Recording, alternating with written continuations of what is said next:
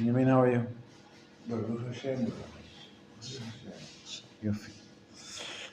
It's always good to start out a class with a bracha. Baruch atah Adonai Eloheinu melech haolam, שהכל נהיה בדברו.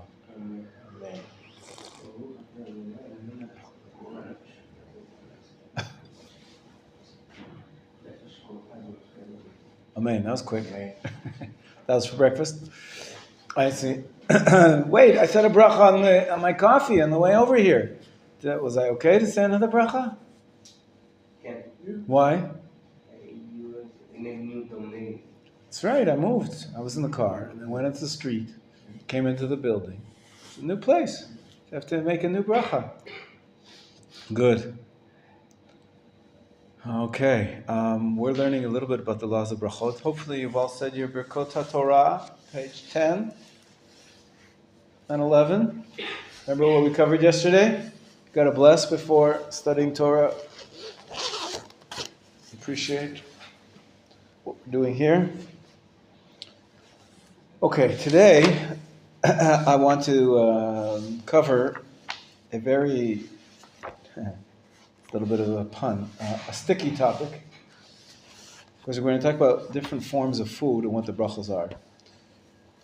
You know, the most important food stuff that we have, we spoke about already, it's the 5 types of grain. Because we make out of bread.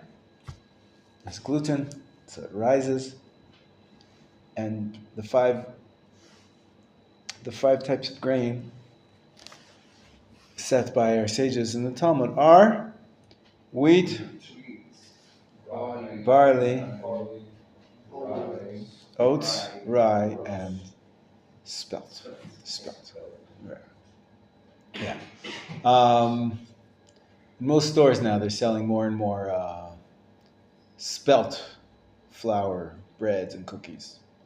People find it easier on their stomach. And rye in America is very popular. It's a Russian thing. Yeah, pumpernickel, right? Exactly. Barley, I don't see so much people using that in breads, but could be.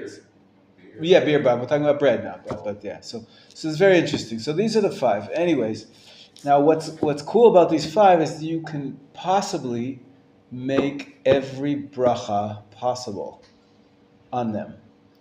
If you take a wheat berry and you eat it raw, brachas ha'adama. Some people do that. They eat, sort of like nuts. It's sort of like hard, like. Now then, what you do is you grind it up and you make flour. What if you take a spoonful of flour and you eat it? So it has not retained its shape. So it reverts back to the standard, most basic bracha, which is sha'akol niyeh b'dvaro. Okay, so we've got 2 already. If you eat it raw, then it's bar adama, and if you eat it flour, it's sha'akol, right? Sorry? No, it doesn't grow on a tree. Grain doesn't grow on a tree. There's no ice. So not all brachos. Not all the brachos. So we have ha'adama and sha'akol so far. And then we all, of course, know that if you take that flour and you mix it with water and you make a dough and you put in sugar and eggs and you make a cake, what's the bracha on it? Borei minei mazonot. It's cake bracha. So that's bracha number 3. On the same, it comes from flour, from the same wheat, but because you've processed it into something that's special, that it's been baked, the bracha is mazonot. And then, let's say you took the flour and you didn't add in the sugar, and you baked it. You just mixed it up with some yeast, and you baked it in the oven and baked it as bread. Then the bracha is hamotzi. So we have 4 different brachas. It all comes from the same grain, from wheat. If you have it raw, it's ha'adama. If you have it as flour, it's sha'akol. And then there's 2 options. It could be mezonot if it's cake, and hamotzi if it's bread. Pretty cool, huh? The same food stuff. Depends how it's created. So here, Which was the longest and which was the shortest? they're all one-liners. They're all one-liners. We're talking about the brachas before eating. You're talking about after. Right after we've got the three options, right? So the cake, you have the middle length al hamichya or me'ein shalosh bracha, and only for bread do we have the birkat hamazon. But let's focus on the. You're right. We have to focus on both, because that's the cool thing about these grains.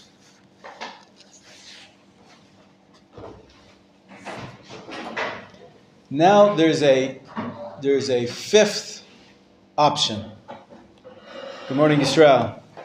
Just to recap, we said there's four options of how to eat wheat.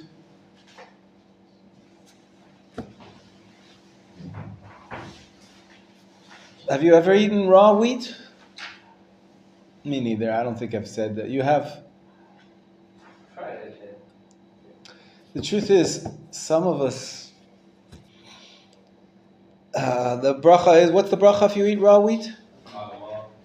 Some people, they make this cereal. Here in Israel, they call it shalva. What's it called in America? It's basically puff. They bake it. They don't bake it. They puff it off with air. It's like air baked. What's that called? Puffed wheat. Puffed wheat. Isn't there a cereal like that? No, that's they turn it into flour and then they create these little things. Not Cocoa Puffs. There's another one though. What's it called? Sugar. There's a name for it in English. In Kellogg's, they make this cereal. It's made out of puffed wheat. Rice Krispies. They have That's rice. That's rice. It's something. It looks a little bit like Rice Krispies, but I can't recall the name right now. Anyways, here in Israel they call it shalva. It's puffed wheat, and there it hasn't been not shredded. That's no.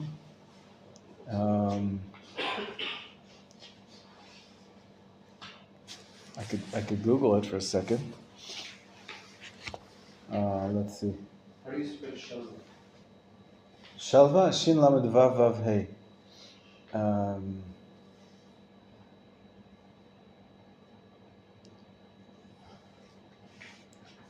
Sugar puffed wheat.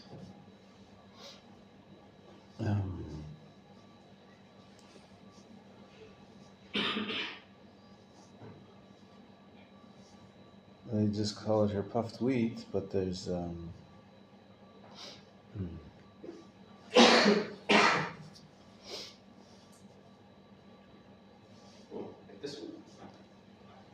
That's correct. That's correct. But it was very popular for They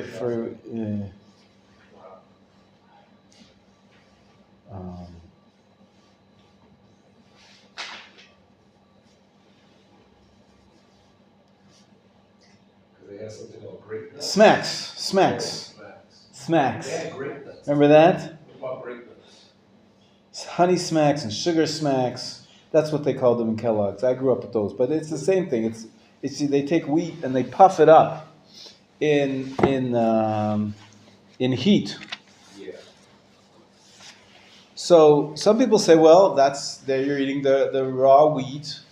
It hasn't been cooked. It hasn't been turned into bread. So the bracha is ha'adama, like we said. Okay, so going back to our list, there's 4 ways to eat the wheat so far. One way is raw, ha'adama.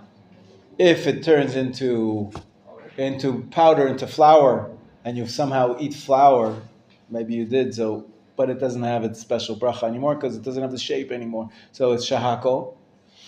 Third option is mezonot, if you to make a cake. And the fourth option is hamotzi, if you make it into bread.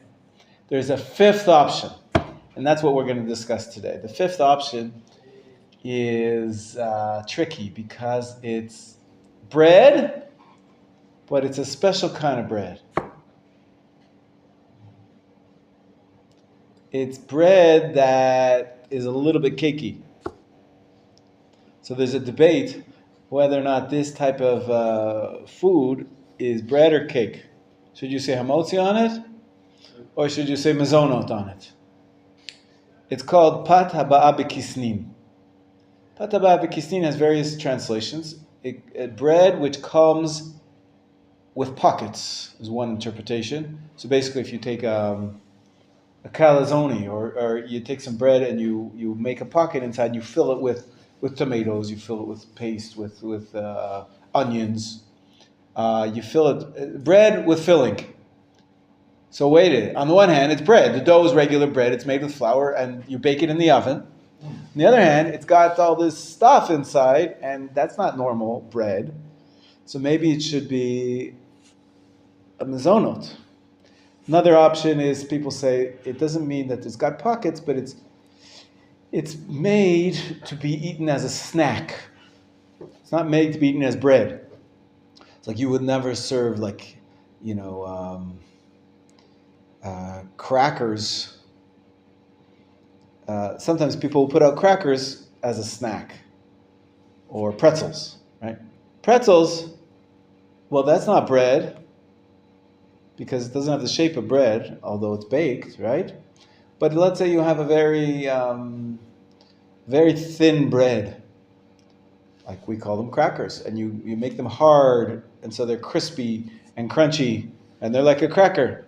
Some people say, well, it's not cake, but it's not bread either. It's a fifth category.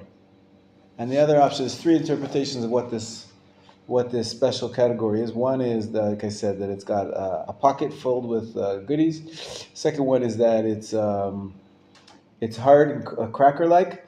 And the third one is that when you make the dough, you make it with all sorts of additives, vanilla, and it tastes very sweet. You put in lots of oil, for example, like what's that called? Malawach. It's basically dough, but there's lots of oil inside, and so you bake it like a bread, but there's lots of oil inside. There's no pockets, but the dough itself is of a different nature than bread. So this is the fifth category of foodstuffs when it comes to food made out of this grain. And the halacha is a little complicated. If you determine that this type of food falls under the category of the fifth pat haba'a b'kisnin, the fifth category, then the halacha is as follows. If you have a normal amount, you have some crackers, you have some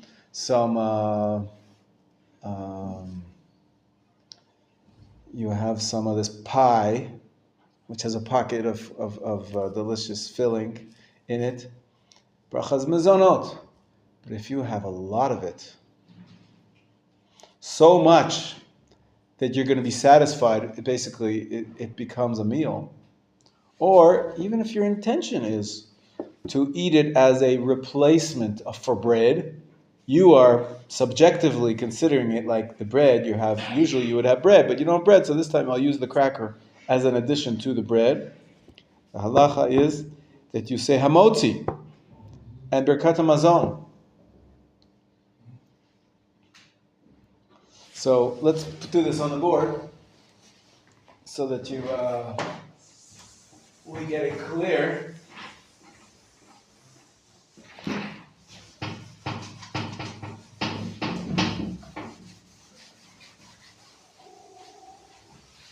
Okay, so you have the grains. Wheat, barley, rye. 5 grains, right? We know what they are, but we have a few options. Option number 1 is when you eat them raw, I'll put in here, or puffed. And the bracha is ha adama. Number 2, if you grind them into flour, the bracha is shehakol. Option number 3 is if you turn them into cake, and the bracha is mizonot. Option number 4 is if you turn it into bread. What's the bracha on bread?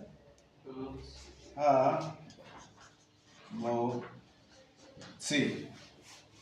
Okay, we see that? Now we're talking about category number 5. This is called pat, bread, haba'ah, that comes, be kisnin. Kisnin could mean like pocket, means kis. And it could mean that it's cracker-like. There's 3 different interpretations. Any one of these, the problem is it's stuck here in between 3 and 4. Which is it? Sometimes it'll be mezonot, and sometimes it'll be like bread, and it'll be hamotzi. This 5th category. The classic example for Americans of the category number 5 is pizza, or Italians. Pizza, some people say, it's just bread. The dough is a regular bread dough. It's just very thin. On the bottom, you bake it in the oven. It's bread. Okay, you put on top of it cheese. You put on top some tomato sauce. But it's bread with a topping. When you have a piece of toast and you put on some butter, it's still bread. Some people say it's hamotzi. On the other hand, some people say, well, sometimes they do add some, special things to the dough. And also, it gets, some pizza is very thin. So maybe it's sort of like that cracker-like type of thing. And maybe we can consider that topping, because it's so significant, it's sort of like the bread with the pocket in it. So some people consider pizza to be category 5. And therefore, it's not always hamotzi. If you just have a snack of 1 piece slice of pizza, many poskim say you don't treat it like bread, you treat it like mezonot. And you make mezonot on pizza, because it has the status of pata b'kisnin. Now for pata b'kisnin, for it to get to this level of bread, there are 2 conditions. Condition number 1 is that some people say you have to eat a lot of it. 224 grams. That's 4 eggs. Truth is 4 eggs is less than that, but there is different opinions. If we say that each egg is 50 grams, 56 grams, then we get to 224 grams, then your pata b'kisnan turns into hamotzi, turns into bread for you. The other calculation, though, is you could say, actually, there's 2 versions of this. Some people say it's the volume. Some people say it's the feeling satisfied. Feeling satisfied. That you just realize that if you eat this amount, you're going to be feeling satisfied. Okay, that's number 1.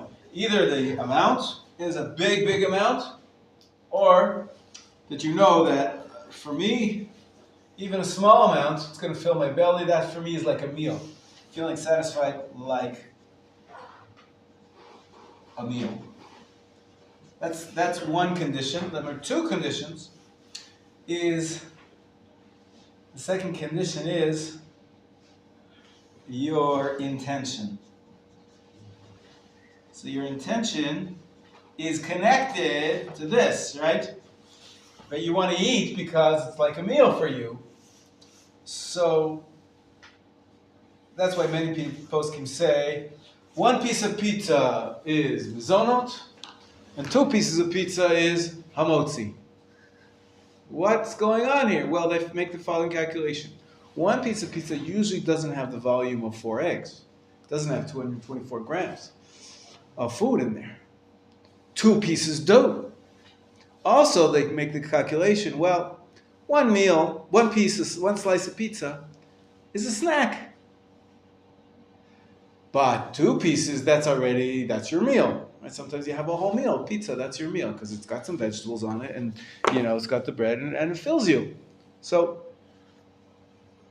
it's more like a rule of thumb, 1 versus 2 slices.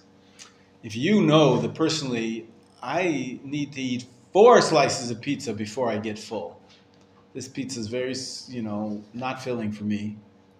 Then, and you're just having a snack, don't say hamotzi. On the other hand, if you eat very little usually, and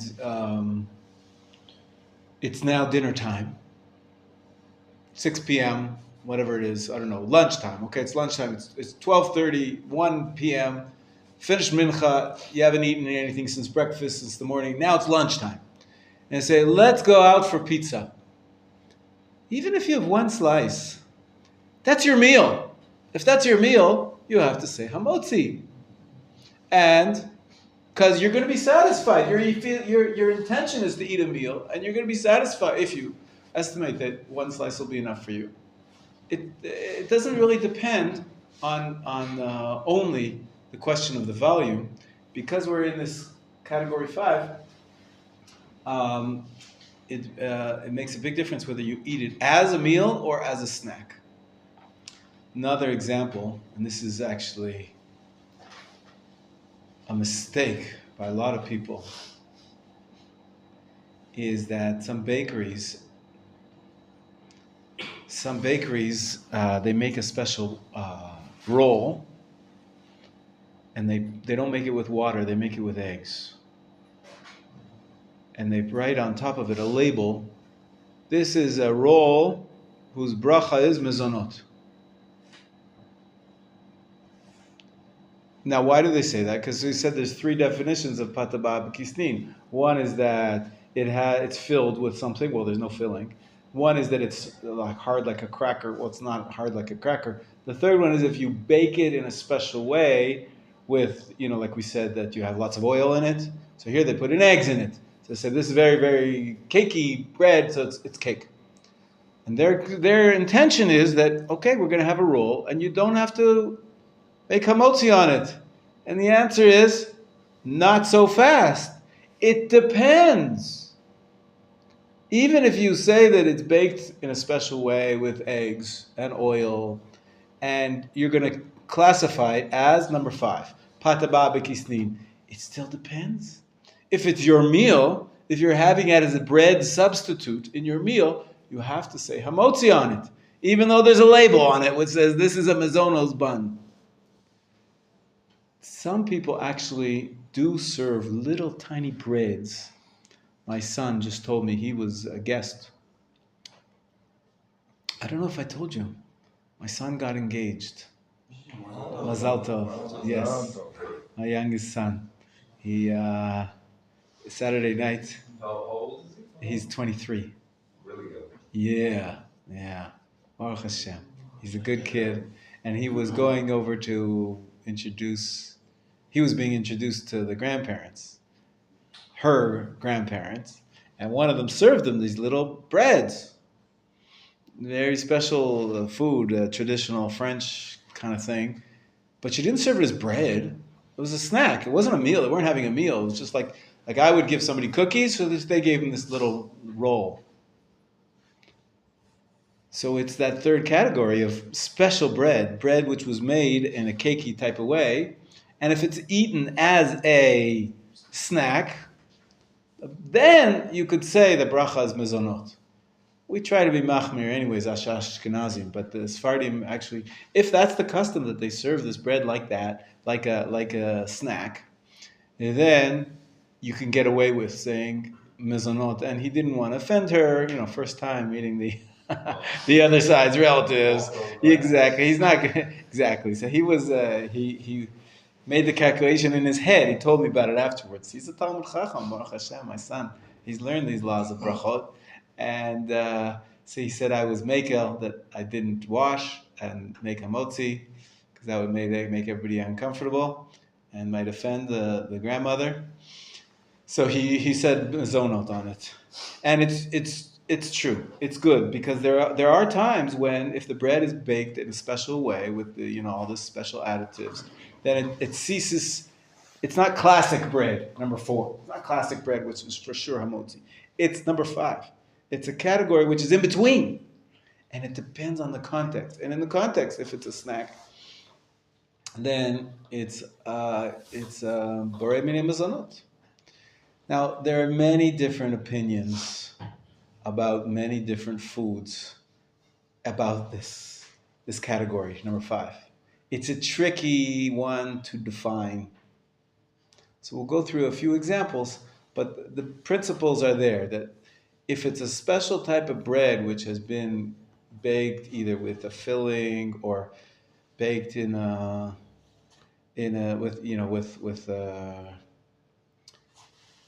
additives which make it more cakey, or if it's a type of bread which is like cracker-like, then it's that 5th category, and it depends on the context and how much you eat also. Now the truth is, the other day, I think it was you who asked me, and I think I made a mistake. You asked me, what if I eat a lot of pasta? Maybe it was you, Chanoch. If I have lots of pasta, and I said, yeah, it would turn into a motzi. I don't think it's true, actually.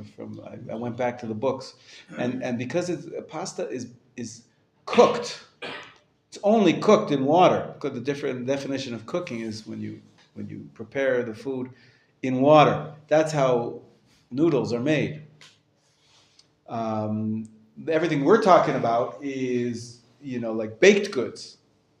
You take that dough and you put it in the oven.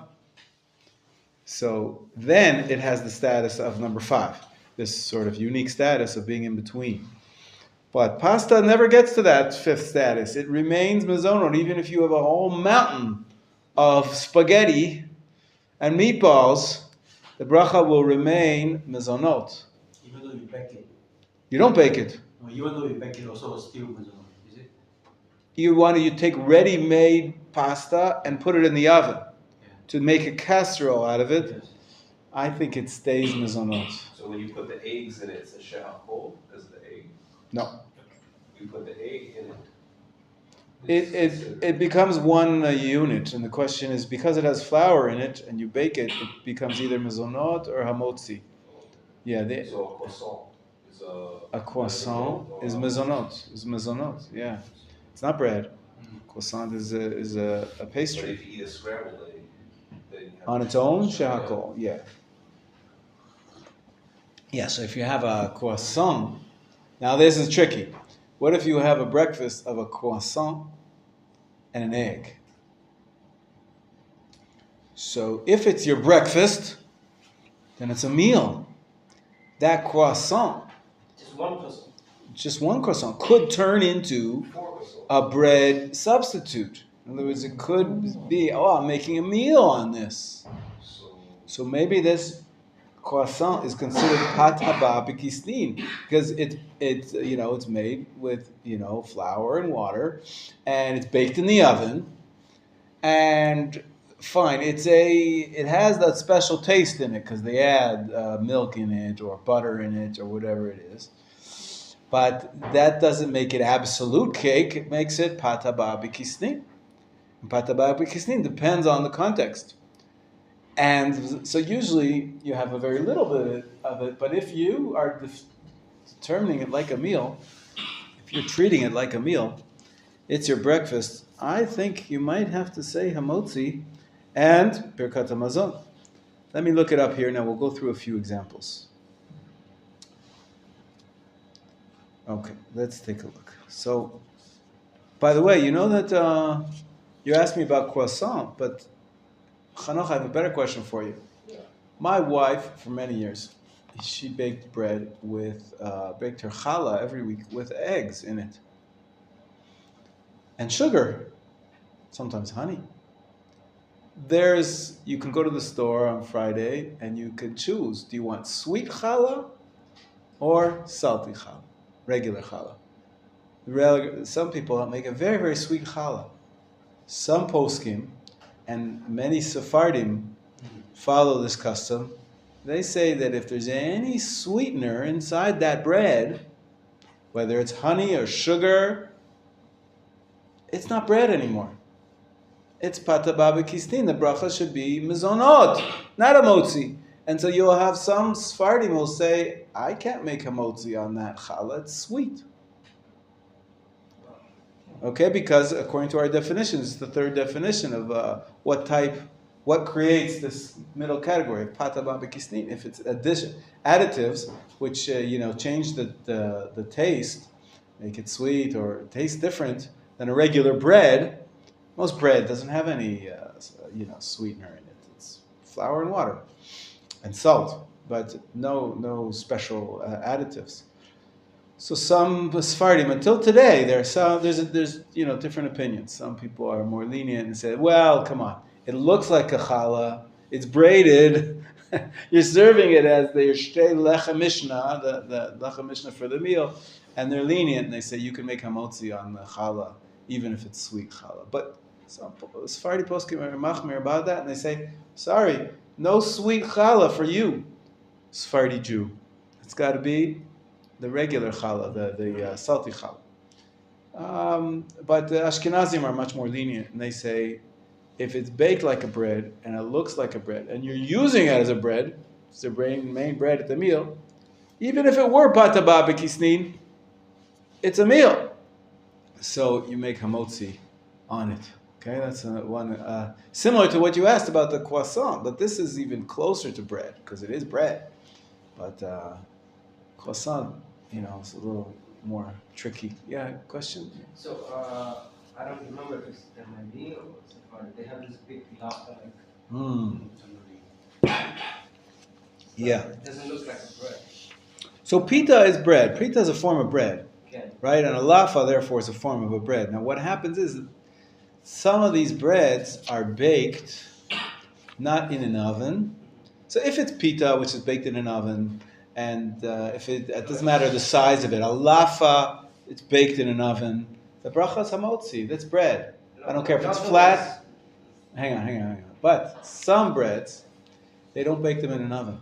They put them in a fry pan with oil. This is already a question. When you bake in a fry pan, is that called baking? Baking is usually in an oven, right? You put a fry pan with oil in it, that reminds me a little bit of my pasta and water, right? Maybe that's cooking, not baking.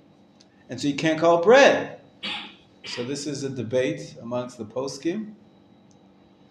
And obviously you see people that are buying this pita, these lafas, these sometimes, I think something called lachuch, Yemenite lachuch.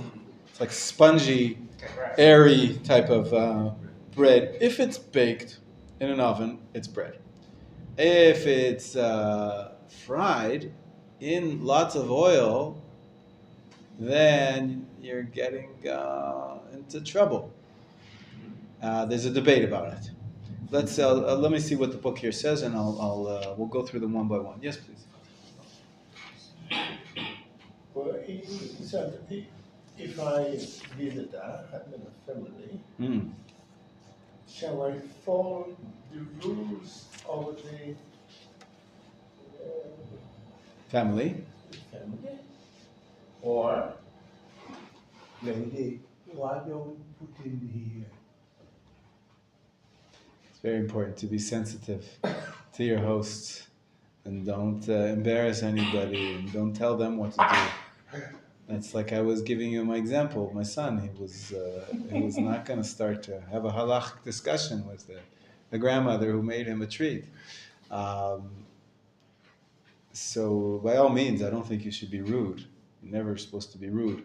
You have to make your own decision based on what you study here, what you study with your rabbi, and he'll give you guidance. So luckily my son had learned deeply and widely enough to know that he could be lenient and say a mazonot on this special type of bread that he was given. But it depends on the question. Sometimes it's not offensive. Another option is he could have just said, I have to go to the bathroom. In the bathroom, wash his hands. Netilat yadayim. Nobody has to know. Come back to the meal. And they know whether quietly he says to himself, Hamotzi, or Borei Minei Mazonot. Nobody's going to know. Maybe it'll take him a little while to say the Birkat HaMazon, and he'll have to sort of be tricky about that. But the bottom line is, you have to follow the halakha. The halakha that you are taught, which is your halakha. You're Sephardi, you're Ashkenazi, you're Taimani, whatever it is. And you don't have to make them change, but you have to follow the halakha. That's the appropriate one for you. There's room to be flexible, if someone's going to be offended. As long as you could say, this time I'll follow the other posuk because I don't want to offend somebody. That makes a lot of sense. So you have flexibility when you know more. When you know more that there are different opinions about this subject. Usually I would do X, but because it's going to offend somebody, I'll do Y, which is also a valid halachic position. So there's room to be flexible if someone's going to be offended. But, it depends on the circumstances and what the case is. But definitely have to be careful not to hurt anybody's feelings. So can we follow their custom? I mean, the host custom. So in general, no. It depends what their custom is based on. It depends on the specifics of the situation. If the custom has a halachic basis, and usually nowadays, in most cases, people know that there are different halachic opinions, and they don't have to expect you. If let's say you come to you're Ashkenazi and you come to a Sephardi house, nobody's going to expect you to become Sephardi. They'll say that we're Ashkenazim. This is what our halacha says. Not that anything against them. So if people are open-minded, then they'll let you do what you do, and they'll do what they do, and there's no offense taken. But there's some contexts where it's not applicable. Sometimes they don't understand. Sometimes they think you're being critical of them. So in order to not offend them,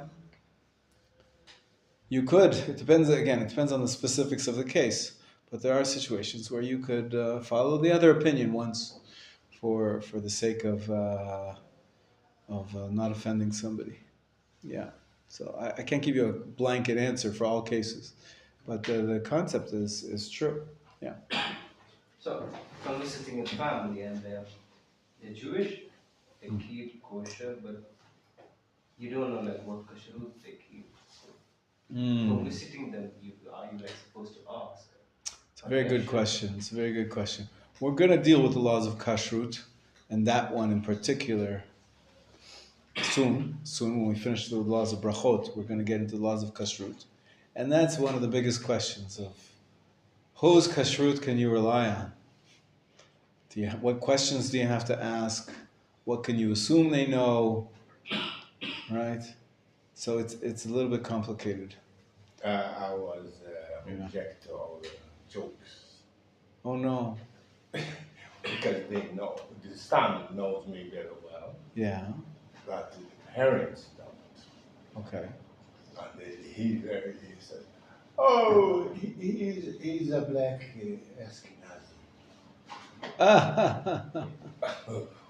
Everybody laughed, but You didn't laugh. It no, hurts you. I laughed, but It hurts you inside. I know that what the intention is. Be careful with him because he is even there. I get quiet. Right. And, Yeah, you feel uncomfortable. Yeah, it's hard. People like to joke around, but sometimes it's offensive, especially when there's color issues, and people have.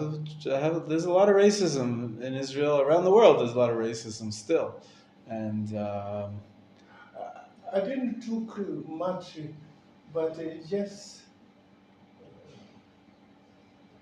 not in my color, but take care of all those people. Because he have a Ashkenazi habits. I say, oh, There's racism not based on color in Israel and many places around the world. There's racism based on, are you Ashkenazi or Sephardi?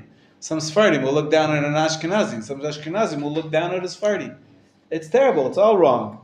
But people are, in a process of development, and we, especially nowadays, we're in a period where there's ingathering of the exiles. We have so many colors and so many customs and so many communities. yeah. So it's a challenge. We have to overcome that. And we should learn to respect different communities with different customs. And the more you learn, actually, the more you appreciate that. It's hard to say this practice is absolutely wrong, and this practice is the only way to go. Because there are a lot of different customs. If someone eats pork on Yom Kippur, you can be pretty sure that's a violation. Okay, that's There's some things which are beyond the pale. But whether they make hamotzi or mizonot on a specific food, there's a lot of opinions about that. People can make a joke. They'll say, I don't sugar. I don't take sugar because otherwise. Okay. So they say, oh, you don't deal with white. Oh, that's just a racist joke. Yeah. Yes, but I don't care about this. Okay, listen, it depends on the context. If you're friends and you know that the person's not really a racist, he's just making a cheap attempt at getting a laugh. If nobody's going to be offended, it's a joke. Okay, but you have to be sensitive. Not everybody knows you. I have that problem. I like to joke around. You guys know me. No, I try to keep things light and make jokes. Sometimes I step over a line where somebody doesn't understand that I'm joking, or they take it personally. And do you remember the Rabbi, the American one? Yes, he teach before you. Mm-hmm. Okay, no names. Yeah. He black jokes. Oh, every morning he comes with a new one. Oh wow. But he was funny because he's a grandson or somebody that was black. Right. He was next. Married to an Ethiopian or something like that. Yeah. Or someone who converted. Yeah. So if everybody knows that you're not really a racist, then people allow themselves to make jokes. But in America, you could get canceled very quickly. Saying one word off. Lawsuit. That's it. You got to be very careful. Here, people are much more informal, and there are lots of ethnic jokes being told. And I went to this course. When I got my gun, you have to go through a course, a licensing course. And the guy, I'm not going to tell you his name. First of all, he was a terrible teacher. But besides that,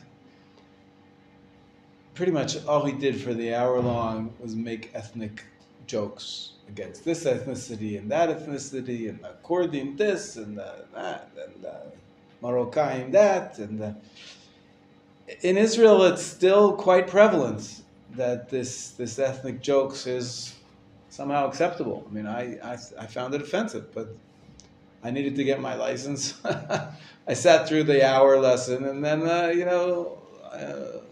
I got a check mark and moved on. But I didn't enjoy it. But it does exist. People do make off-color jokes and racist jokes. And I'm not much. I think we have a room to improve. Yes. Concerned with the aspect of racism, because most people that invite me, they know what you see. Nice. And, Nice. But I want to know where people are. I don't know. Which clothes are you gonna put in myself? So this is one of those embarrassment. Not only color racial, but where you come from? So how he's Swedish. Look, his blue eyes. Right. So I can I'm only sorry. imagine. It's difficult. It's difficult. I don't know. You know, Fight every must context. Say what again? Fight must go on. The fight must go on. What do you mean by that? Ethics, integrity, things over time have to progress. And Right. quality and Society can change. People can change. People get used to it. The more and more that I'm so happy that the Ethiopians came to Israel, because it's forcing the Israelis to recognize, to overcome this all sorts of prejudices of color and race, and it's not an easy process. There's a lot of suffering involved, people that are hurt by racism, but ultimately that's the only way to overcome it, is to integrate and to have the various people from different backgrounds mix and realize to judge people based on their actions and their merits and not by the external things. There's a lot of fixing to do. That's what Moses when he married the That's right. That's right. his own sister. That's yeah. Sometimes Runs deep. Really have your back. It's easy and cheap, and we what does it say that man sees only the outside, but God sees inside to the heart. I think that was what happened to Samuel, who was a prophet. Right, God told him, go to Yishai's house, and there I'm going to tell you one of these sons is going to be anointed as a king. And he tells Yishai what's going on, and he brings him all of his sons, and the eldest is tall and strong, and Shmuel's all impressed. And he gets a prophecy from God. It says, man looks at the externals, but God looks internally. And I think he had 7 sons, and then he said, do you not have any more? Because he wasn't getting at the prophecy that this is going to be the king. And he said, yeah, there's one more kid, but he's a young kid, and he's out a shepherd, and he's, bring him. Turns out it was who we know now as King David. King David was the redhead, I think, apparently, and not very impressive in his physical build, but that's who God chose. So so even prophets could be influenced by externals, but it's something we have to learn. It's a beautiful teaching for us to incorporate. Yeah. Oh, was not my intention to. As a digression, it's okay. It's good to digress. I'm privileged that I have a lot of students from different backgrounds, and I don't think I'm very racist. I've seen many people from different walks of life, and I judge them based on their soul and their strivings and their actions and their not so much by their actions or their color or their so I allow myself sometimes to make jokes, but it's tricky because you could get caught up and someone could really think that you're a racist, even though I don't think I am. But anyways, we have to be careful to be sensitive to people. Yeah. What did you want to ask? Back to the bread and mezonot and pata baba kisti. Still on the different communities thing. Yeah. Okay. So when I came here, I was in Rehoboth for around a year and a half. Right. And I went to this Haredi American Okay. Ashkenazi show, and I got used to it. The Ashkenazi customs and everything. And Okay. I was like related. And after, when I talk to people and I say that I'm from the Ashkenazi custom, Ashkenazi, so they seem to have a little bit of like, your color is this, Ashkenazi. Yeah. Well, I'll tell you what happened was as follows. So the Ethiopian Jews came in the 90s, I think, in massive numbers, and the question was asked of the chief rabbis and the rabbis who were teaching them, what community should they join, because they were really not in any community. They were sort of disconnected for many, many years. So much so that the most rabbis said they have to go through a conversion process, because even though they seem to have Jewish customs and they have a tradition, we've heard about these Ethiopian Jews throughout from various history books. We don't know exactly who mixed in, who didn't mix in, and so basically when you convert, what did we hear the other day? The rabbi was here and he said, the Talmud says, when you convert, you're like a newborn baby. Newborn baby without any parents. God is your parent. So, whose customs do you take on? So the bottom line is you get to choose. When you convert, you get to choose. So now the question was, should they join Ashkenazi customs or should they join Sephardi customs? I like to say always that there's over 90% of the practices are the same. We eat the same rules of kosher and we pray the same prayers. The differences are mostly in style, but there are a few halachic differences as well. So usually we want to preserve the various customs of the various communities. So we preserve the communities. There's a Sephardi shul and an Ashkenazi shul right next to it. We're part of the same community, but the prayers are different enough and the style is different enough that we don't want to lose out on the tunes from North Africa, and we don't want to lose out on those special tunes from Europe. And so we pray separately, but we still create one community. For example, I have two of my children are married. One of them is to a family from England, so they're Ashkenazi. Another one is from America, and they're Ashkenazi. But one of my sons married to a Sephardi family, where they come from Tunis and from Iraq. So the food is He's intermarried. food is different. And now my son that just got engaged, as I told you, Saturday night, to a Sephardi family from France. They're only from France. So I've got all different countries, France, America, England, and, I'm Canadian, right? So it's a mix. And some Sephardim, some Ashkenazim. And there's rules for exactly, when you get married, you take on the customs of your husband usually, but it depends. So there's a mix, but why do I say that? So going back to what's surprising is that a lot of the, then there was a similar question with the Bnei Menachem from India. So there's a group of Jews also similar there. They have certain customs, which many rabbis were convinced that it must be that they were a group of Jews who were disconnected for many, many years, hundreds and hundreds of years, were disconnected. But, so we don't know whether there was intermarriage or not, so they convert when they come over. Okay, but they're from India. So again, should we teach them Ashkenazi practice or should we teach Sephardi practice?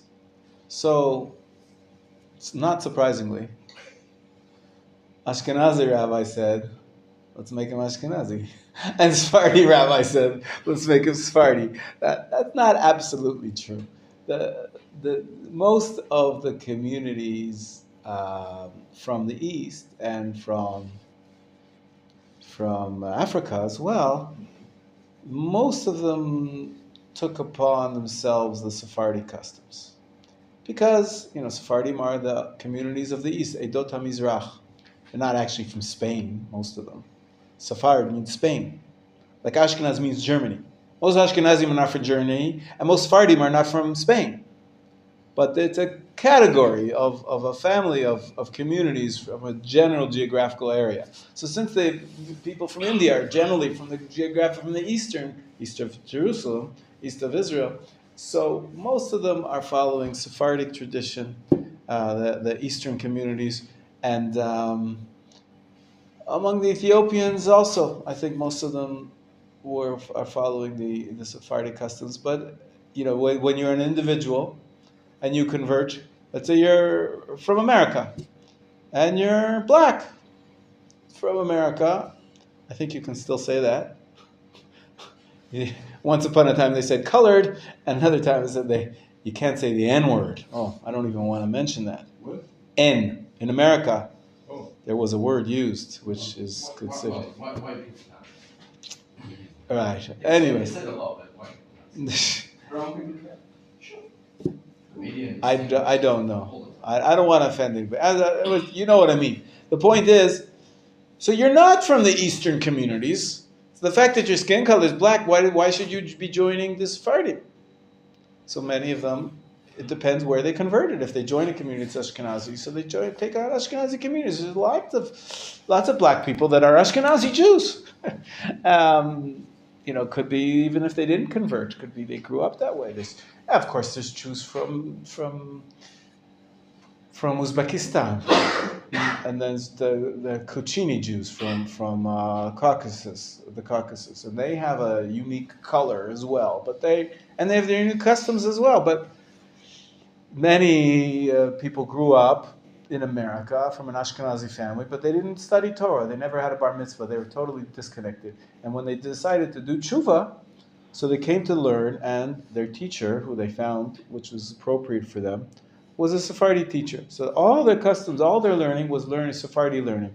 So an Ashkenazi turned into a Sephardi. And the opposite is true as well. You can have somebody who, by genealogy, by his roots, he comes from a Sephardi family. But he's taught by the Ashkenazim. And so he practices the Ashkenazi rite. It's not the end of the world. Especially, when you convert, you get to choose. It's clearly fine to take on a different custom. But You can't choose both. that's the problem. That's what a lot of people say is, Well, you there's shouldn't Ashkenazi or follows the pick and choose. Picking and choosing leaves you without a community. And that's a big no-no, we said. And to be an Orthodox Jew, you have to be part of a community. Now, there are some mixed communities, it's true. But there's really, it's confusing. It's confusing for the children. It's confusing for you. You end up not having strong rooted traditions. And that's not good. So it's best not to pick and choose. And, once you get serious about your practice of Judaism, you should choose a rabbi, you should choose a community, choose the practice that you're going to follow. There's another community we haven't mentioned yet. It's a community called Chabad. They're Ashkenazi, but they're a very unique form of Ashkenazi. They have specific customs of their community. If you choose to join that community, fine. You follow their practices, some halachic differences as well. The way they do shechita, the way they do make their tefillin, it's a little bit different. It's probably kosher, according to the other opinions as well, but there's various sub-communities. Don't even talk to me once you decide, okay, I want to become a chassid. Okay, what kind of chassid? Breslov chassid, Biyana chassid, Vizhnitz chassid, a Bobov chassid. There's no end of various Hasidic communities, groups, and they each have a little bit. This wear the hat with the brim up, and this wear the hat with the brim down. And these ones have white socks, and these ones wear black socks. And these ones tuck their socks under their pants, and some they put the pants inside the socks. And some wear a white gartel, and some wear a black gartel. Everybody's got different customs. Those are very sub-communities within the Hasidic world.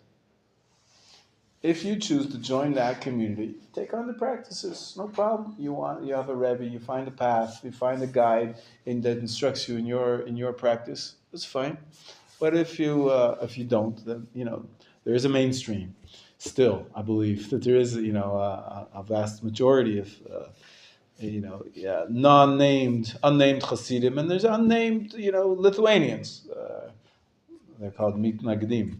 But anyways, you wanted to ask a question?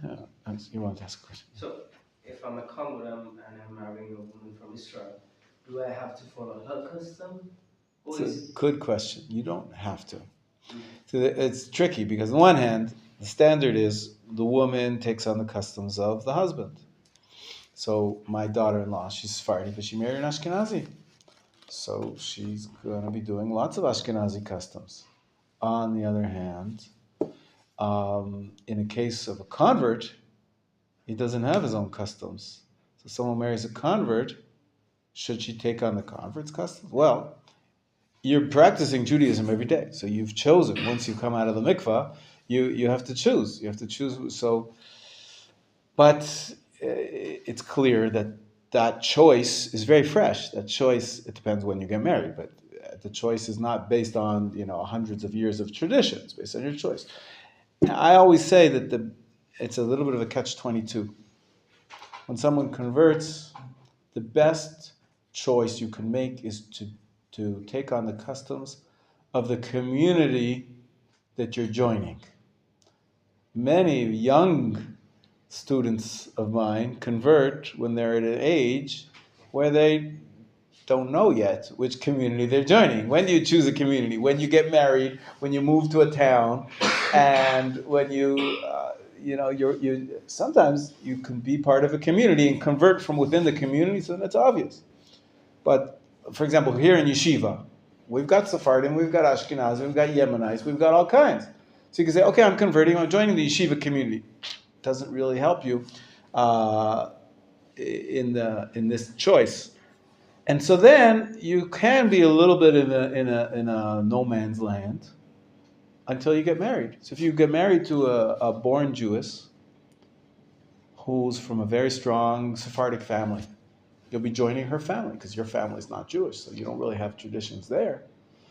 So it makes sense if you're going to be praying with her family and eating with her family, then it makes sense that, okay, I can choose. I'll choose to be Sephardi based on her family. That's sort of like the community that you're joining. But you could say there's another case of another convert who converted and he didn't get married right away. Makes sense. You have to, it takes a while. You may not find the right one immediately. So he converts. He chooses to be Sephardi for 1 year, 2 years, 3 years. He's practicing, for all intents and purposes, he's a Sephardi Jew, even though he comes from Wichita, Arkansas, whatever it is. He chose those practices. And then he finally meets her. And she's from an Ashkenazi family. So he doesn't have to change. She's from an Ashkenazi family. Her family davens Ashkenaz. They have the Ashkenazi practices. But he's become Sephardi. And should she take on his customs? That's another question. The simple answer is yes, but because we want the family to have one common custom, to teach the children the same, formulations of brachot and so forth, so on and so forth. It shouldn't be confusing for the children. So there's some cases where you're going to have somebody, a Jew that has a tradition, joining a convert who took upon himself recently customs. So it has validity that what you chose to do and how you chose to practice. It becomes ingrained, and you don't have to just leave it because you married a Jew who was born Jewish in a different tradition. You can have so it depends very much on the context, on the situation. Each case is a little different. The basic principles are: choose a community. Catch-22. How can I choose a community when I didn't join one yet? So you choose. Do the best you can, choose one. And if in the future things change, you may want to change. But you may want to say, I'm already rooted, these are my customs.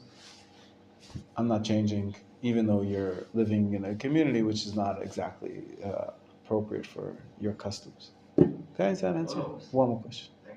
So, is it better for a convert to marry another convert or someone who's already Jewish, born Jewish? So I don't know, I'll tell you, really the best thing is to marry somebody who you love and who you respect and who you can build a nice Jewish home with. Their lineage is second consideration, not the first. I know I hear a lot of converts who want to get married, and they're looking specifically for a born Jew because they want to have a family. I don't know, I'm a convert, my family's not Jewish, I don't have, this, on the Chagim, I can't go celebrate Rosh Hashanah with my family, because they don't celebrate Rosh Hashanah. So, but it's nice to have a family to go to celebrate with. So they say, I only want you to set me up with a born Jew who has a Jewish family. It's hard though, because sometimes people is a born Jew, but his family's not religious. They may be Jewish, but they celebrate Christmas. So these rules tend to get in the way, in my experience. They tend to get in the way. I respect if somebody wants only that, he wants somebody with a family. It's true, you marry the family, you don't only marry the person. And it influences your life. I can adhere that request, but I'd like to, if at all possible, my suggestion is to keep it open-minded, because it's hard enough to find a woman that is the right match for you without any, preconceptions and limiting your pool of options. So it could be that you'll find somebody who is also a convert, and you'll get on very well with them because they'll understand what you went through and you understand what they went through, and you're used to dealing with parents who are not Jewish and those kind of things. It could be a more natural fit for you, and you'll find happiness and love in that way. And so I wouldn't, I discourage limiting the pool in that, any types of strictures. I also wouldn't tell anybody, oh, you chose to be Sephardi, so only look for Sephardi women. It's hard enough to find the right match without any limitations. It could be the perfect woman will be, she grew up Ashkenazi, or the opposite. So I think it's good to try to be flexible, but everybody has their personal preferences. In the end of the day, I can't tell you who to marry and who's going to be the right match for you.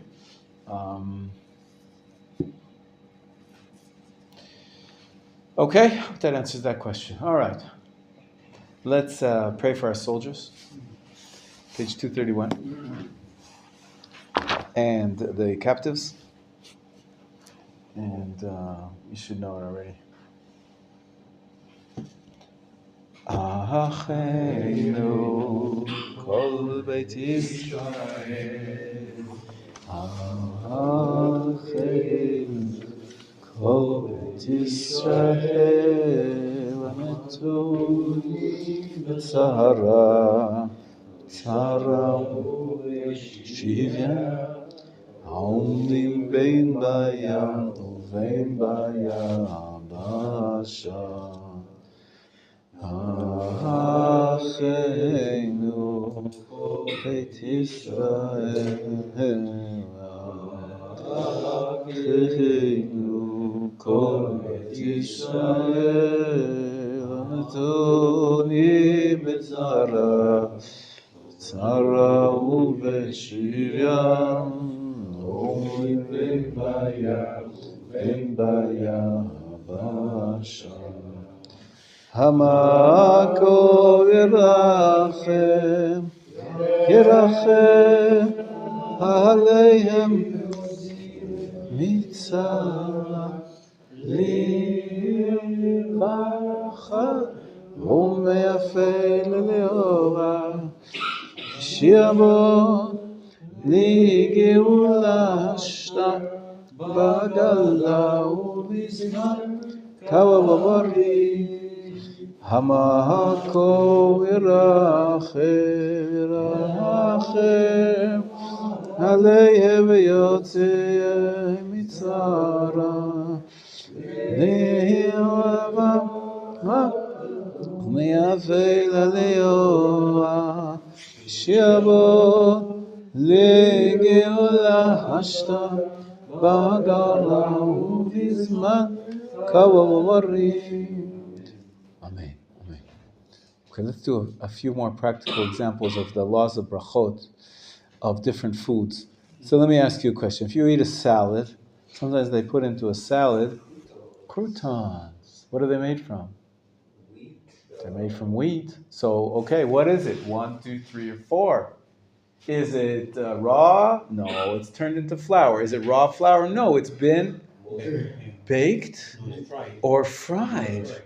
It's fried, so it's not going to turn into bread if it's fried. So if they, in the factory, the croutons, they take flour, they make a dough, and they fry, they make it in these little pieces, and they fry them.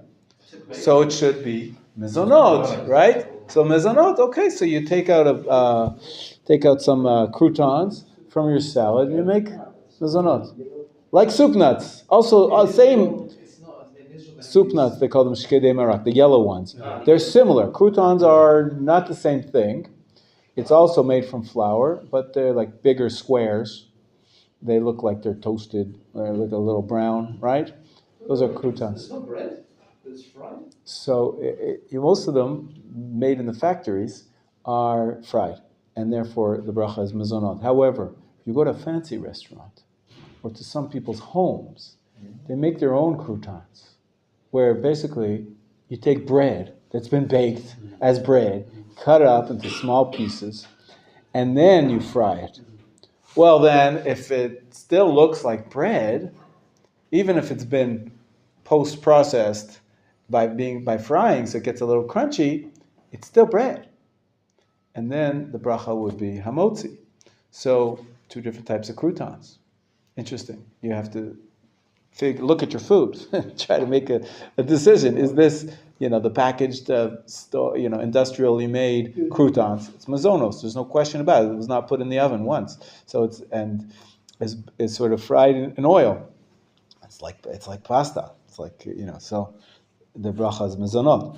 But if it's high level croutons, which are pieces of bread, some people say it's because if each piece of bread has a kazait, the amount of an olive, so these little soup nuts they called, or shkedei marak in Hebrew, each one of them doesn't have a kazait for sure, and the little croutons don't. But some of the big croutons, they're made from bread that get fried, and each one of them has the volume of an olive, so you have to say hamotzi for them. Okay? You're in doubt, what do you do? Have a piece of bread. Make hamotzi on the bread, and that covers your whole meal. A lot of poskim say that. When you're in a situation of doubt, best to be safe and have some regular bread, and then have your croutons as much as you want, Then you have a doubt. And if when in doubt, you should probably say mezonot. Because if you have a bread and you say mezonot, it's kosher. But the opposite is not true. As if you have mezonot, you say hamotzi, and it's not bread, it's not kosher. It's not a proper bracha. So mezonot is the default to go to if you have a case of doubt. Yeah. This Bruton is for dressing for the salad, but we still say mezuzah. Yeah. So this is what we learned about, that when you have 2 foods that are mixed, you have fruit salad, and some is ha'adama and some is ha'etz. Some grow on the trees, so you go by the majority, right? Or you go by what the main food is. So, for example, let's say you have a few berries put into your salad. You have cucumbers and lettuce and tomatoes, and then they put in a few walnuts. So you don't make a bracha on the walnuts. The main thing, like a Waldorf salad, right? You have some nuts in there. But the main thing is a salad. So you make ha'adama, and you can eat the nuts as part of the one dish. There's one exception to that we learned about. We said that is the bracha on mezonot. Flour, because it's part of the 5 grains, it's almost never, batel, nullified to the major food. And so croutons, it's a good example of that. The croutons never get swallowed up within the salad as a secondary food, because it's so important, it never becomes secondary. There is a case where you would have flour in the food, but it's secondary, and that is sometimes people make meatballs and they want it to stick together better. So you add in a little bit of flour. But it's not there for taste. You can't taste it. It just helps the food stick together. So then it's batel. Then it's that's the only case where you have flour which you don't make a mazonah on. You make shahako, like a meatball. Huh? A matzah ball, another example. Well, matzah ball is made out of matzah, which has been baked. It depends. Some of them are. And then turned into flour. And they grind it up. So it's matzah meal, it's called. Matzah meal, right? So, and then you mix it with eggs and oil and salt, and then you boil it in a pot of soup, usually. Chicken soup, right? A knedla, I call it. Knedel in your soup. So that most poskim say it's lost its status as bread because it was ground up into flour, and it goes back into the status of flour, which was cooked like pasta, and so the bracha is mezonot. Even though at one point it was bread, right? That's the question about matzah brai. You know what matzah brai is? On Pesach, a lot of people make it. You take pieces of matzah and you crumble it up. You don't grind it into flour. So you've got these tiny little pieces. Sometimes it's big pieces of matzah. You mix it up with eggs and oil, and you fry it in the pan. Well, is it still matzah? It depends. Some people would say now it's a whole new dish that's been fried, and that's not bread. So you should say mezonot. Some people say if the matzah is still noticeable and the pieces are big enough, especially if you have a piece that's as big as a size of an olive, that's a halachically significant piece, and it retains the status of hamotzi, and you cannot eat it until you wash your hands in Netilat Yadayim and you say hamotzi. So matzah brai, it's a machloket, but it depends how it's made, but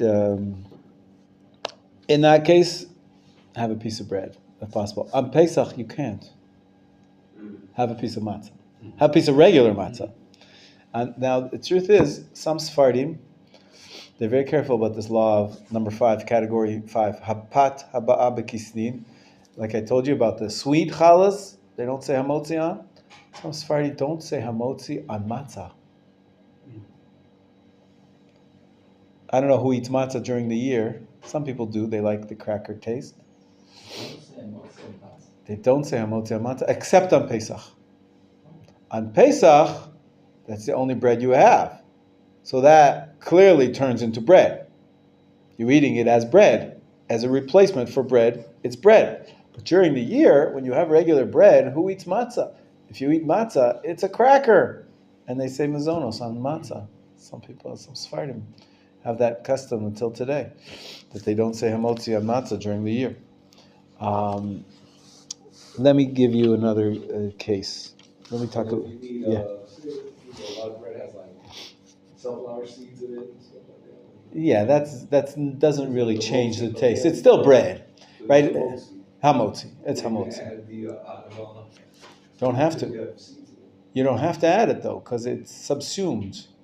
Like we said, any mixture, if there's a primary ingredient and a secondary ingredient, you only make the bracha on the primary ingredient. Here it's bread, and bread covers everything. So With the nuts, sometimes even with the nuts, you only make the hamotzi on the bread. So if you have enough matzah ball, it's like pasta, you don't make hamotzi. That's right. That's right. Unless you have 24 grams, and you say, this is my meal. Even so, though, it's cooked. It's cooked. It's not baked. It's like pasta. It's like pasta. It would never get to be hamotzi again. Yeah.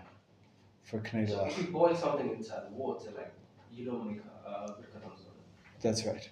That's Even right. If you fizzle a meal. That's right. Right. It's against what I said a few classes back.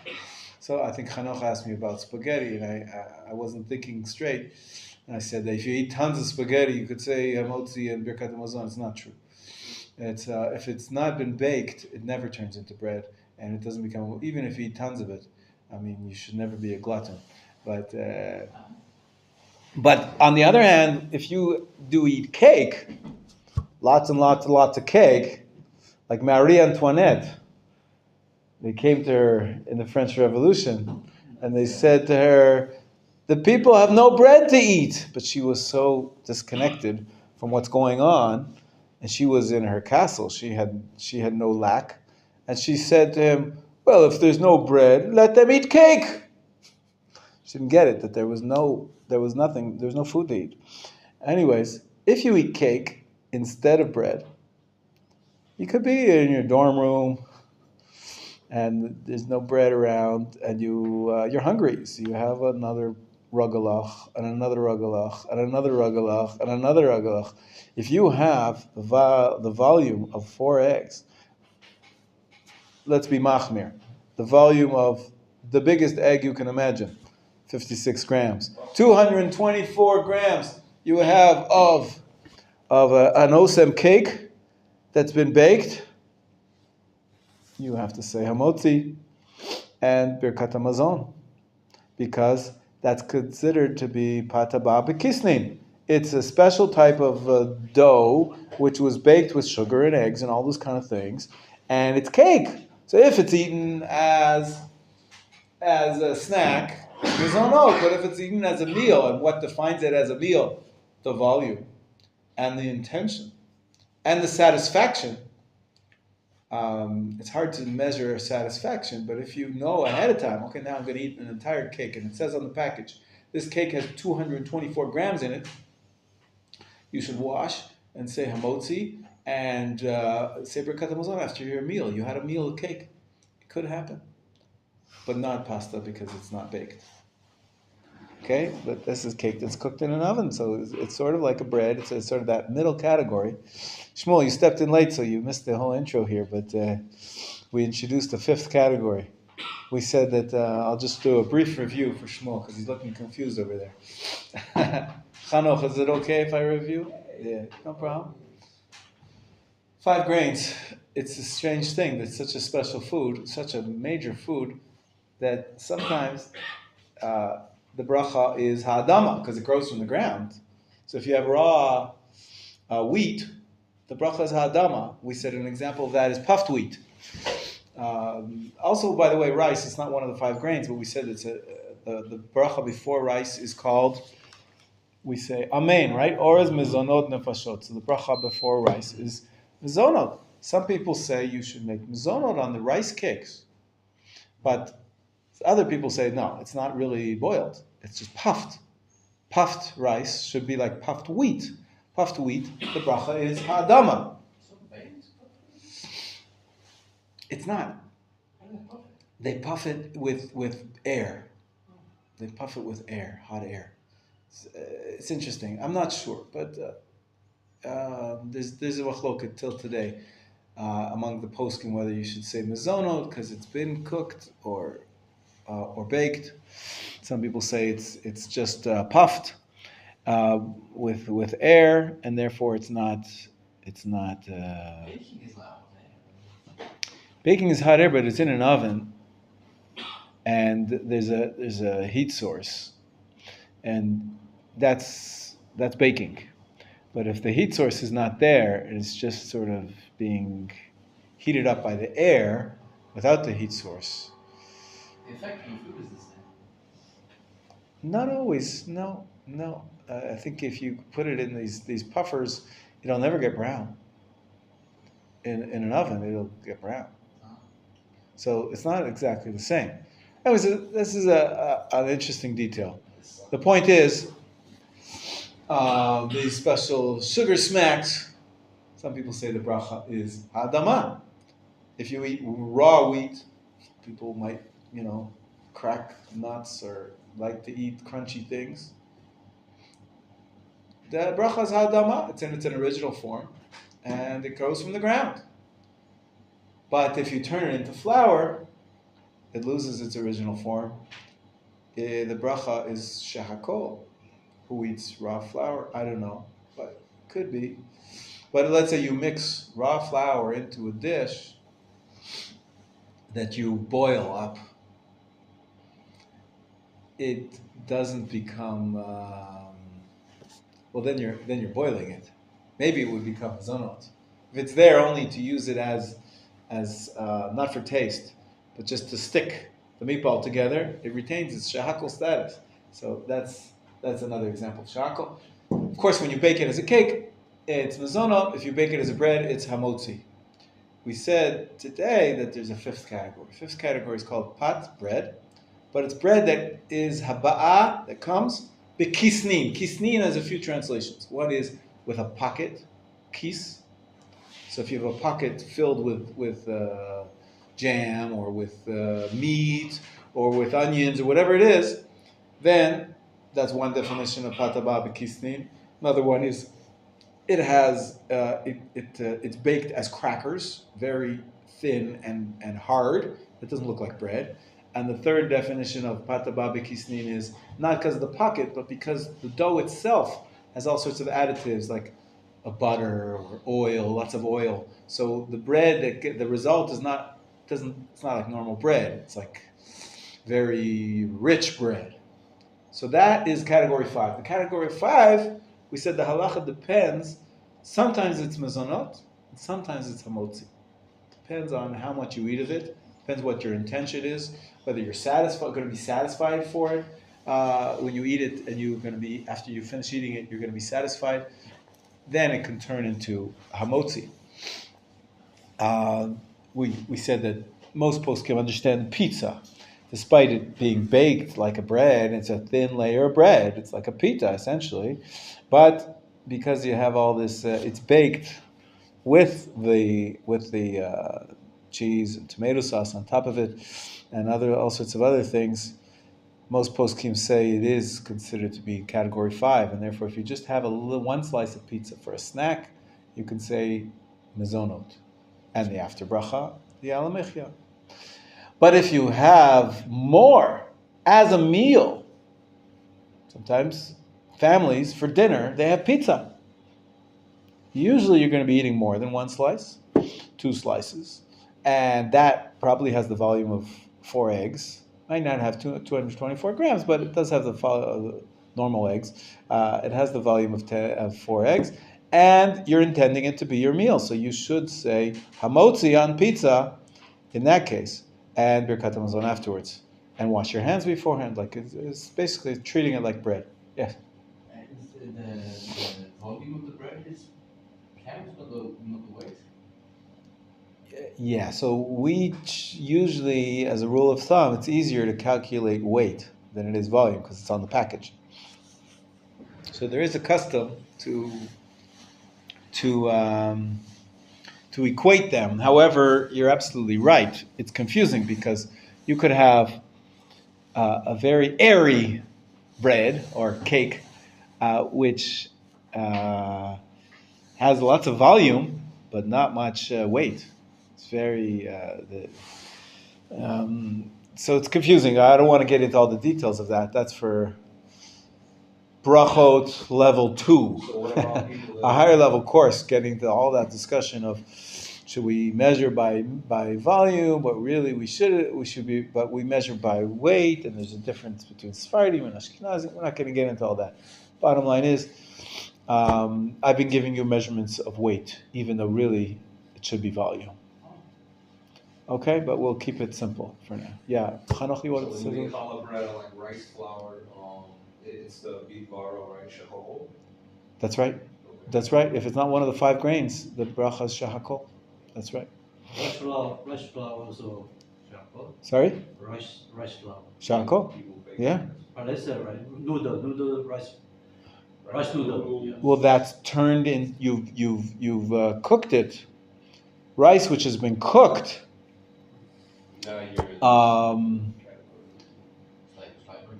The question is, does it have the status of rice? Is an exception. We said that if you eat cooked rice itself, we make a mezonot at the beginning and a nefashot afterwards. Right? That's the one exception. Now, well, the question is, what about rice flour? Rice flour doesn't retain its mezonot status. So even if rice noodles shakol, rice noodles are shakol. Yeah, those Chinese amongst us who eat lots of rice noodles, right? Asian cuisine is a lot of rice noodles. Shakol, shakol. Bowl of rice though would be mezonot. Exactly, bowl of rice would be mezonot. Yeah. What about the naan? Oh, naan. What's naan? Chickpea flour. Like chickpea flour. Is it? What's the wheat? It's like a Indian bread. Yeah. I don't know what the bread is made out of. You tell me, what's it made out of? wheat. So it's hamotzi. If it's bread, it's hamotzi. But you don't bake it. How do you? Put it inside the oven. You Fry it? Yeah. No. You fry it. You fry it in the fry pan. Now, do you fry it with lots of oil? not lots of oil, but Not lots of oil, just a little bit of oil. If it's just a little bit of oil, like I said, it's a machloket, but if it's just a little bit of oil, you should probably say hamotzi. It's like baked in a fry pan, and it looks like bread, so then it's bread. But if it's baked in a lot of oil, like malawach, you have lots of oil within the actual dough. The dough is it's more mezonot, yeah. But it's probably in category 5. So it depends how you eat it. But what you're describing is just a bread, which is instead of being baked in the oven, it's fried on the fry pan. If it looks like a bread and it's used as a bread, I think you would say hamotzi on it. You show me a picture for sure. I want to give you one other halacha before we break for today. I want to discuss one more thing. There is the 5 grains. What did we say they are? Wheat, oats, barley, rice. So oats. The truth is, there's a machloket. Some people say the oats we have now are not the oats that they had then, but let's keep it simple. Most poskim say it is. Anything with oats, if you bake bread from oat flour, it's hamotzi. Right? A lot of people eat oats in different forms, not in the form of a bread. Usually oatmeal. What do? You boil it up in water. Porridge. So, what's the bracha? Why? It's from the 5 grains. So it depends. If you turn it into flour and you eat it as flour, then it's shahakol. But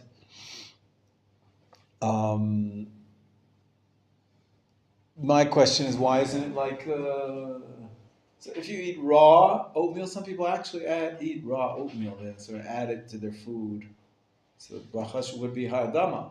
If it's flour, it's shahakol. But if you bake it, you cook it. If you cook the oatmeal or bake it, but usually you cook oatmeal in water, it turns into mezonot. So the bracha on oatmeal is mezonot. Now, also, there's another food that's called. Sometimes you make wheat and you cook the wheat. You don't grind it into flour and make bread. You cooked wheat, we said, is ha'adama. If each kernel is you're eating the kernels. When does it turn into mezonot? When you cook it. When does it turn into mezonot? The food is still kernels of wheat. So why is it not hadama? So if it changes its shape, if it gets mushy, when you cook up wheat for a long time, it gets mushy and it sort of sticks to each other, then it becomes mezonot. Like what we were saying with oatmeal.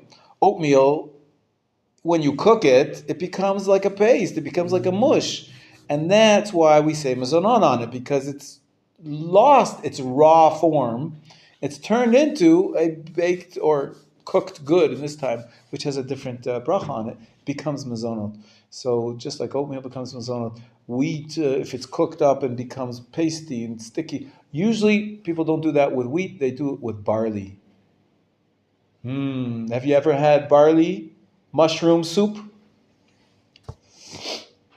So there's individual barleys in there that get cooked up. So what's the bracha? Should be hadama, unless the barley gets really soft and mushy. It turns into mezonot. So it's a tricky business. But let's see, what else do we have here? You should know, by the way, what is... you know where there's barley a lot of times? In cholent. Cholent is usually made with barley beans. It gets broken down. It gets cooked for hours and hours and hours on the pot. And it's soft and mushy. So the bracha on cholent, usually you eat cholent in a meal, so you said hamotzi, you're covered. But let's say you have a snack of cholent. If there's barley in there that became cooked and mushy, it's mezonot. It's mezonot. Even though there's some carrots and potatoes in there, and chickpeas, which still look like carrots, and the bracha is hadama, and they still look like potatoes, the bracha is hadama. But if you have cooked barley inside your cholent, the bracha is mezonot. Okay? So don't get confused. Also, by the way, they sell in the stores, there's something called bulgur. That's cracked wheat. If you cook it, it becomes mezonot. Sholet is always mezonot. What is? Sholet. Sholet, it depends what it's made with. If it's made with one of the 5 grains, usually barley. Sometimes people put wheat berries in their cholent too, but usually it's barley. Then the bracha is going to be mezonot. The barley, yeah.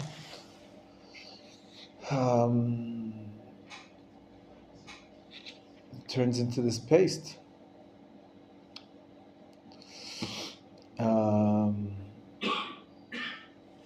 All right, well, I guess we'll stop with this. There's no end to the examples. Let's say you have some granola for breakfast cereal. What's granola? It's oats. Oats that have been toasted and roasted. Granola. What's the bracha? Probably mezonot. The truth is, it's not clear. Maybe it's like the puffed wheat, which retains it hasn't been really baked or cooked. It's just been fried. So pumpernickel bagels? Now, once it's bread, it's always a hamotzi. Once it's bread, it's always hamotzi. Let me see what he says here about granola. If it gets really cooked, it depends how they made that granola. If the granola has been, if the oats there, It's usually, I think, baked with sugar. it's really I think, and then the sugar caramelizes on the. right. It's like a cookie. So some people they bake the oats. They cook up the oats first, and then they roast it. So it tastes better because it's so then it's mezonot, like I said. So you have to know how it's made. I think most oatmeal that you buy, or most granola that you buy, I think they actually cook the oats first and then they roast it with the sugar and all that other stuff. So the bracha is mezonot on granola, most granola. But there's no end to these questions. Bezrat Hashem, we have so much food, and we get to bless Hashem for the food, and we learned a lot. We learned a lot of details about the 5 grains today, and especially the category called Pat Haba B'Kisnim. Tomorrow we should have a pizza party. Zaku Baruch.